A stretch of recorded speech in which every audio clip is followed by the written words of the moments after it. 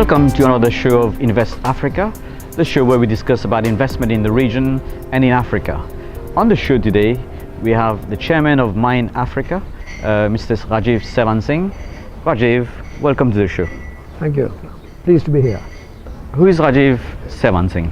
I've had a long career in the private and public sectors in Mauritius. I started being a member of parliament, was elected in 1976 while I was still a student at the University of Mauritius. But then later on I decided that was not really my cup of tea, and I moved on to do business. I started as an entrepreneur, and I set up a few companies, then moved on to being a consultant. But maybe more relevant to what we are going to talk about today is about in 2006, after I had been the Secretary General of the Chamber of Commerce and Industry for 5 years, from 2001 to 2006, I was appointed by the Board of Investments to be their regional director based in Mumbai. And I spent 3 years in Mumbai. The mission of my office there was to bring investments from India into Mauritius. Rajiv, you've got a very rich career which we can tap in on this show. Tell me about your experience in India, especially the investment aspect. And we know Mauritius, for example, invests heavily through its DTA in India. Although I think we must maybe separate the two things. Yes, we do. There are large investments through Mauritius into India through the double taxation agreement. In fact, Mauritius at the time was the biggest investor into India. I think it has now come down to second place, but at that time it was the first one. The biggest investor into India was Mauritius, although, as you know, Mauritius was in fact a platform for investment. But at the time, India was also the biggest supplier of products to Mauritius. In 2007, India was also the biggest investor into Mauritius. If you don't take Europe or the European Union as a bloc, but as individual countries, then India was in fact the biggest investor into Mauritius. So it was all, the setting between Mauritius and India is very pregnant with opportunities. And the thing is that with globalization, with what's been happening over the past 2 years, with the global crisis, there's a new scenario. We need to now reassess,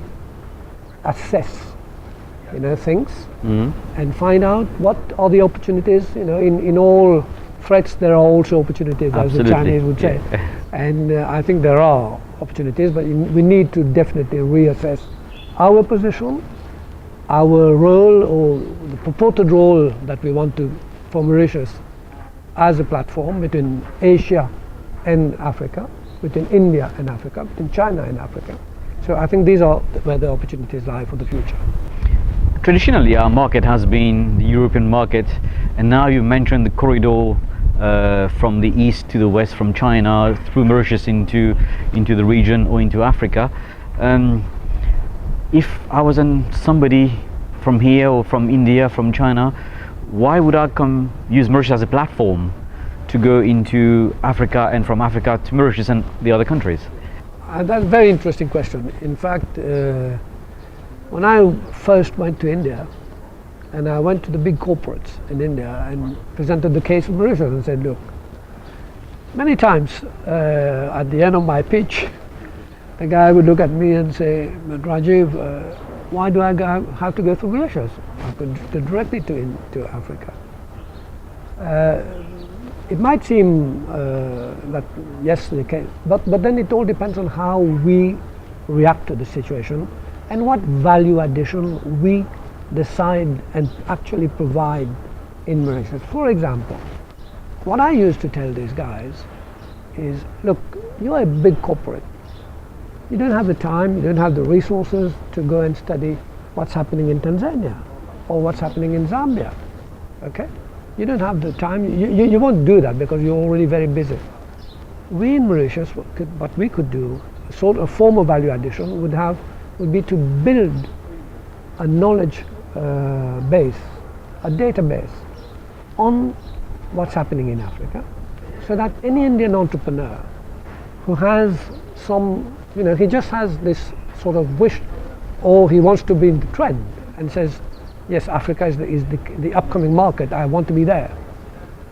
He should know that by going to Mauritius, which is a fairly sophisticated, developed country, which has very good infrastructure, which has banks, which has property law, by going through Mauritius, he should be able to tell himself that, yes, by going to Mauritius, I'll learn, or I'll have benefits which will make it easier for me to go to Africa rather than going directly, rather than going through the whole learning curve.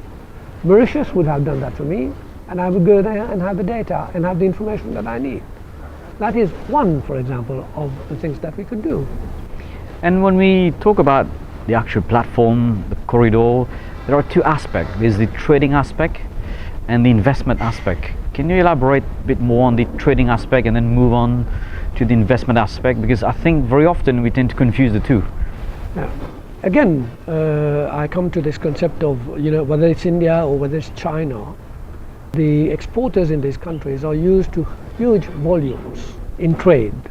If you look at the African market, it's not easy to have to find firms, one firm or two firms that's going to sort of, import the kind of volumes that would be of interest, real interest to those companies.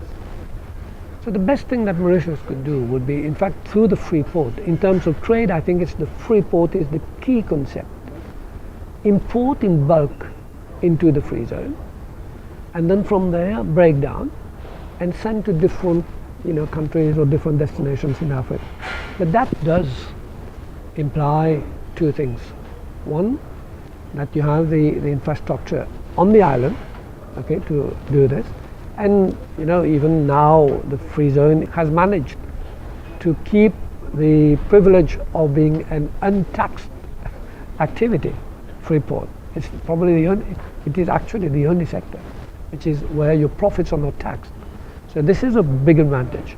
But then using that to then go to Africa, but then you need to know about the markets in Africa. We come back to this concept of building the database, of building the information available, making that available. I think this is where Mauritian entrepreneurs can have a real advantage.